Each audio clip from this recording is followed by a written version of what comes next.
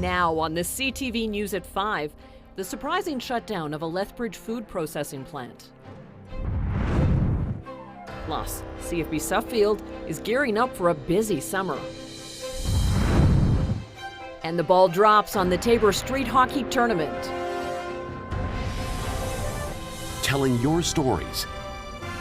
CTV News Lethbridge with Jackie Scantlebury. Good afternoon. Thank you for being here. A frozen and canned vegetable processor has announced it will be closing its Lethbridge facility, which has left producers in the region scrambling. Norterra has announced it's undergoing a strategic restructuring of its Canadian frozen facilities. The company says to improve long-term competitiveness in a key market increasingly challenged by international imports, the company will consolidate its production footprint. The company says 70 jobs will be impacted. Farmers in southern Alberta that produce for the facility say they were blindsided by the news and have been forced to make adjustments with only weeks to go until planting season. Out of all the years where right now, commodity, there's no real good pricing out there in really any commodity.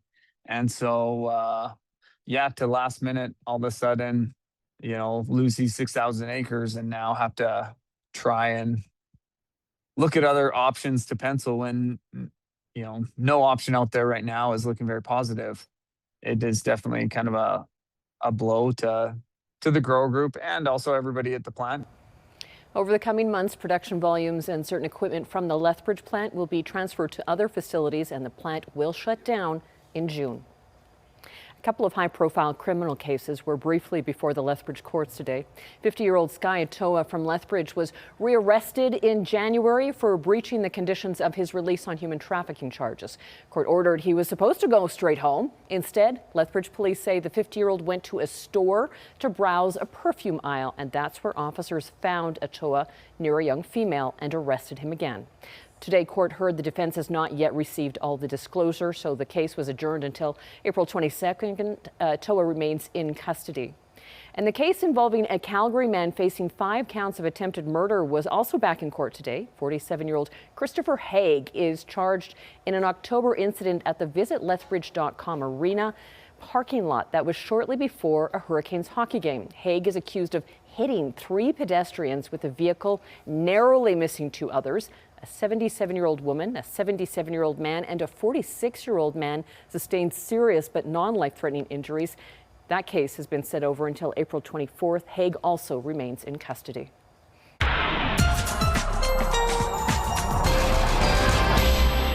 Danielle Savoni is here, and so is the weekend, and so is another blast of winter. Yeah. So warm today, warm tomorrow for most communities. And then by Sunday, a bit of a change. We will likely see some flurries in many communities in the far south.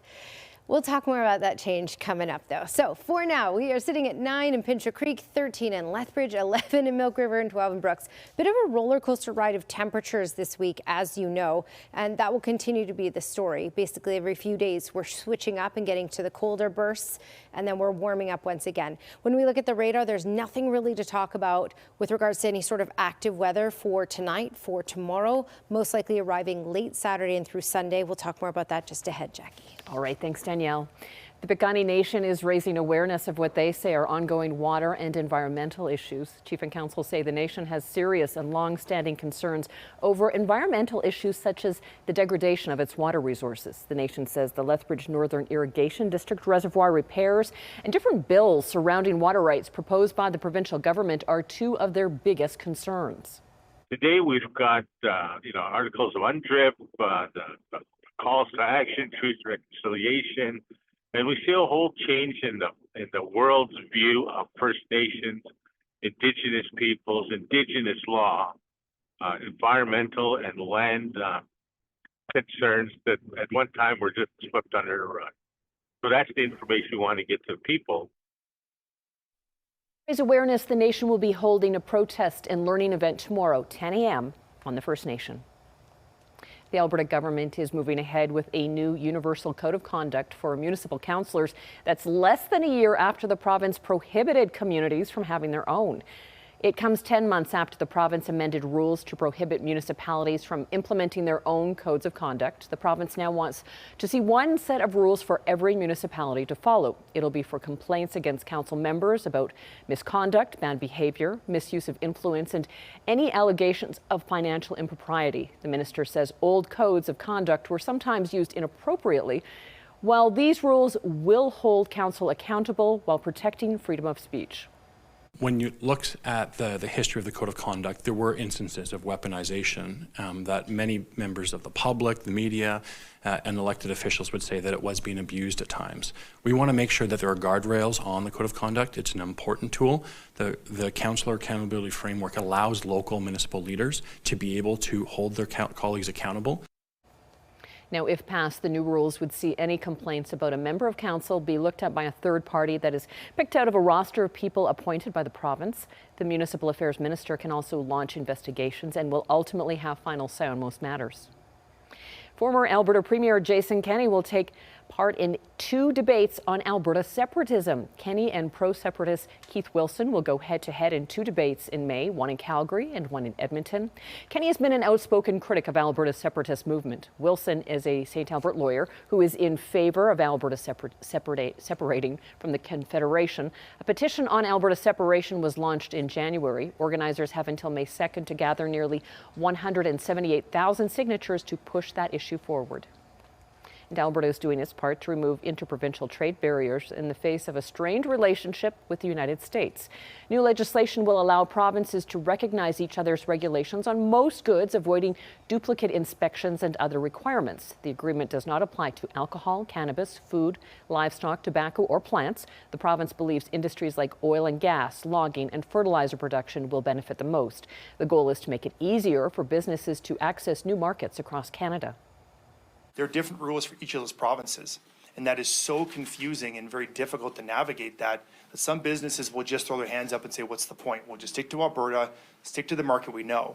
This is creating a level playing field across Canada.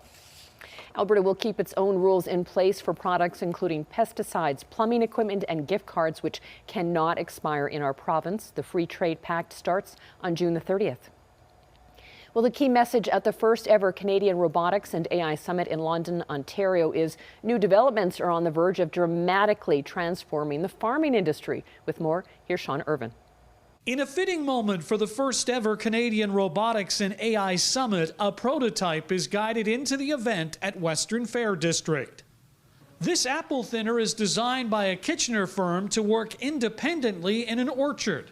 Its AI-trained eyes can identify preferred crops. You don't want to remove big fruit, leave small fruit, depending on what you're growing. So this robot goes in and does that thinning. Not far away, a Bothwell company is promoting a long line of autonomous and AI-infused products, from large farm vehicles to those designed simply to be a robotic farmhand. And you want to send it to the barn and have it come back to you. It's eliminating the need to have somebody driving back and forth on the farm. With labor shortages in the fields, AI could fill in and save money for producers. But could it also replace sought-after farm jobs? Robotics isn't about replacing people. It's about helping farmers work more efficiently, more productively, using tools. So a lot of the times we actually don't see the labor going away. It's more or less we're allocating it to different needs in the operation. Now, one of the biggest hurdles facing innovators and agriculture producers alike is cost. The upfront outlay for AI technologies can be extreme, but some have come up with a solution. Grants along with rebates and free training are offered. Another type of fee is a subscription for service. In order to make it easier for growers to adopt, we basically come in at the same price that they would be currently paying for conventional thinning methods. And in turn, consumers could benefit at the grocery store. The idea here is to bring the cost of fresh food down to a point where it can compete with more manufactured food. In London, Sean Irvin, CTV News. The commander of the Canadian Army says a military training base in southeastern Alberta may soon see a boost in activity. Lieutenant General Michael Wright says Canadian Forces Base Suffield will be used increasingly starting this summer as a testing hub for new technology and for training. The base, located north of Medicine Hat, covers nearly 2,700 square kilometers and is the country's largest training area. In the early 1970s, the British Army started sending troops for armor training and exercises, but the UK's Ministry of Defence announced in 2023 it would wind down operations.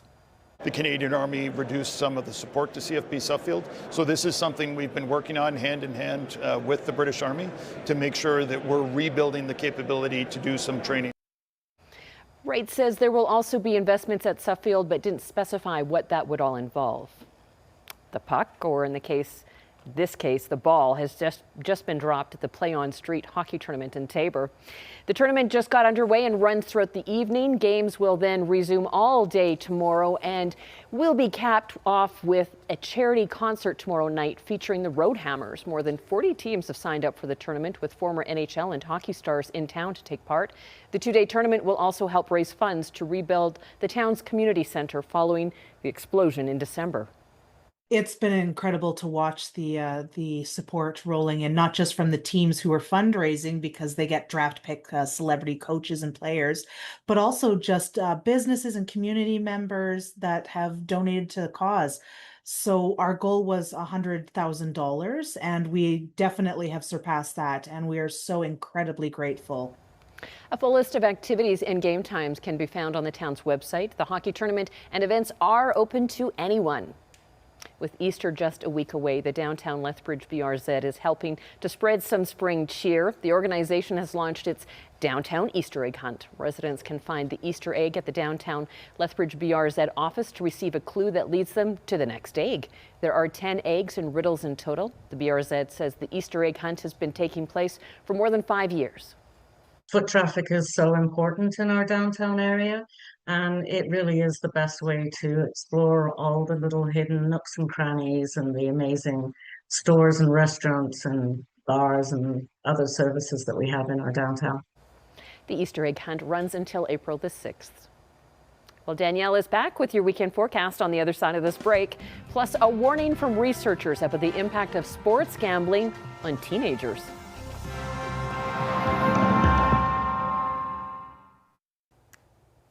All right, here's your sky cam. Facing south, we have some blue sky. We have certainly warm temperatures.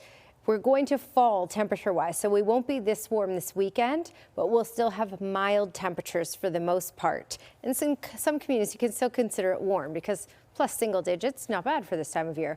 All right, 10 degrees in Pincher Creek at the moment, 13 in Lethbridge and Milk River, and Medicine Hat. Brooks is sitting at 11, so there's some toasty temps and the winds are relatively calm. It is a little gusty in Medicine Hat, closer to 60 kilometers per hour, but closer to the 40 mark, Brooks through Lethbridge, and around those 50s for Pincher Creek. We're looking at 40 kilometer per hour gusts for all communities in the south for tomorrow. The difference is, you can see the wind direction here. The winds will be predominantly out of the north for tomorrow, so that's a bit of a cooler breeze. Just keep that in mind. Temperatures won't be as warm either, so it won't feel like today. Okay, so we have cloud cover off to the north around Calgary. This is really going to be the path for those systems that are going to be tracking through as we get into the weekend. So we're not going to see as much in the far south, but we will see a little bit, that's for sure. More to trace 1 centimeter is what you can kind of expect. I'm going to give you the timeline here. For tomorrow, the clouds will increase throughout the day. So a mainly cloudy day, especially in the afternoon hours. There will likely still be some sunny breaks. We're going to have some moisture build into the mountains and the foothills, and we may see a bit of this in Pincher Creek, maybe even extending all the way to Lethbridge as we get later into Saturday, as you can see here. Again, this is nothing significant. Trace to 1 centimeter is certainly possible. Pincher Creek over to Lethbridge. And as you can see right here, that's when it arrives. Saturday night is when it will likely also arrive in the Medicine Hat area. So expect some flurries late day Saturday and in through Saturday night. This is Sunday morning. So still the potential for flurries, still the cloud cover. So a lot less bright for the weekend. The majority of the system, though, that really develops, as you can see by this, on late Sunday through Monday will predominantly be Calgary and north of the Trans-Canada Highway. That's where we're looking at the heaviest amounts of snow. but it will circle back around through Monday and bring in some snowfall to the far south, and temperatures will cool by then as well. I'll show you that in the longer range forecast in just a second here. All right, wind chill -7 for the East Kootenay area, and in the morning, -6 is what it will feel like at 8 a.m. 12 degrees as the daytime high with a mix of sun and cloud. Crow's Pass -8 is the wind chill overnight tonight, which is likely what it will feel like when you're off up if around 8 in the morning, for example. Gusts out of the northeast 40 kilometers per hour and a high of 5 degrees with mainly sunny skies. Medicine Hat, we're looking at gusts 40 kilometers per hour out of the north. 4 degrees is our high for tomorrow, but yes, keep in mind a wind chill of about -8, -9 to kick off the day. Again, clouds increasing everywhere throughout the day for tomorrow. And then what we are looking at is nighttime snow that will carry into Sunday. Nothing significant, but on and off flurries are possible Saturday night through Sunday, and then once again carrying into Monday. You can see cooler temperatures to kick off next week as well. By then you're looking at a high of -2.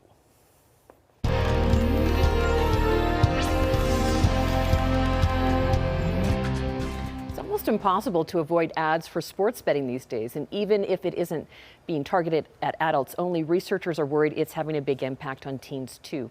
ABC's Aaron Katrisky reports. Betting on the tournament. If you watch sports or browse social media, odds are you've seen ads like these. This is your shot. 1 more yard.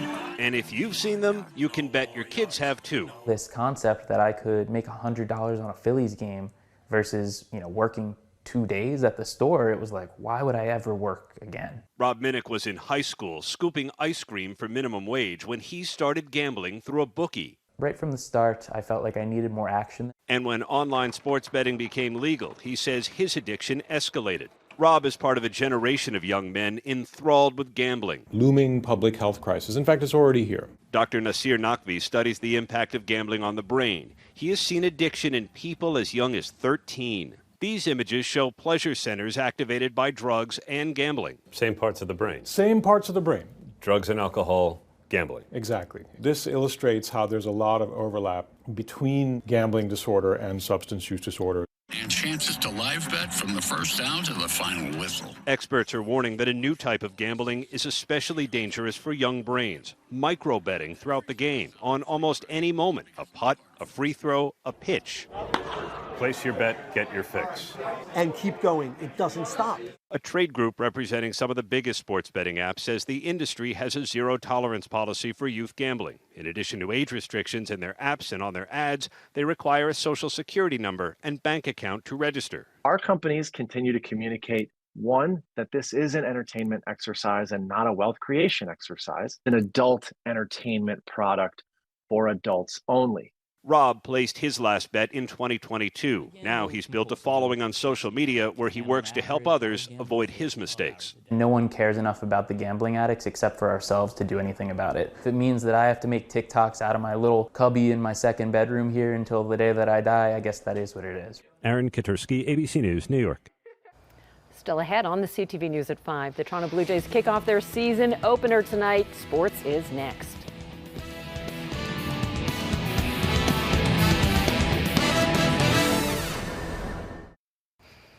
Welcome back. The Western Hockey League playoffs begin tonight with the Medicine Hat Tigers taking on the Regina Pats in round 1. Now that series begins at Co-op Place in Medicine Hat this evening. The reigning WHL champions finished the regular season in 2nd seed in the Eastern Conference Division. The Pats, they came in at 7th. The Tigers roll into the postseason as the league's top scoring team with 348 goals in 68 games. Following Game 1 tonight, both teams, they'll face off again tomorrow in Medicine Hat again. Over in the BCHL, this is the last weekend of the regular season ahead of playoffs. The Brooks Bandits will look to close out the season in the win column. The team has 2 games on the docket this weekend. The Bandits are on the road in Salmon Arm to take on the Silverbacks, both tonight and tomorrow. The Bandits currently lead the Interior East with a 36-11 record on the season.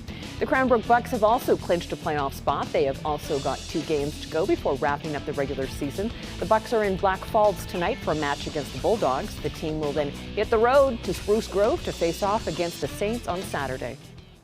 Town of Coaldale is hosting the Hockey Alberta U18C Provincial Championships this weekend. It'll be a bittersweet one for the Coaldale Cobras, with 14 of the 17 players graduating this year and most of the coaches hanging up their skates. The Cobras had a 5-0-0 record through division playoffs. Then it was off to provincial playdowns, where they faced off against and beat the top teams in all of the CAHL Tier 3. Irvine, Cremona and Sylvan Lake. The Cobras are hoping to finish strong by winning the championship. And to the Ball Diamond, where the Toronto Blue Jays begin their new World Series pursuit tonight. Now we know we can kind of match up with any team, and but that also kind of puts a bullseye on our backs. The team will be handing the ball to starting pitcher Kevin Gausman to try to set the tone for the reigning American League champions in front of a sold-out crowd at Rogers Centre in their home opener against the Athletics. In their 50th season, the Jays will hoist their American League championship banner before action starts. Game one from the gone from the team, is shortstop Bo Bichette, who is now with the Mets.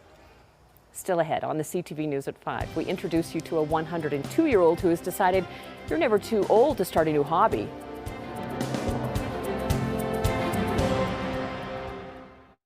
A 102-year-old man is proving to be a big hit online while showing everyone it's never too late to embrace a new hobby. ABC's Danny New reports. The man affectionately known as Grandpa George is having quite the month. Firstly, he turned 102 on Wednesday. Can you imagine a guy making cards saying, boy, this one's going to sell well? And secondly, after his granddaughter proudly posted a video of George shaping clay at his weekly pottery class, millions online are now in awe of his spirit. My granddaughter is making me famous. I hardly talk to her now that I'm such a celebrity. This lifelong New Yorker has been coming to fire up the kiln every Thursday for over a decade now, and his granddaughter, Francesca, says the class is him and then all women around the age of 60. He's walking around this pottery studio, grabbing bags of heavy clay, grabbing the wheel equipment. I'm like, Grandpa, can I help you? He's like, no, I'll show you. And just walking around owning the place. More than a century. Yeah. More than a century.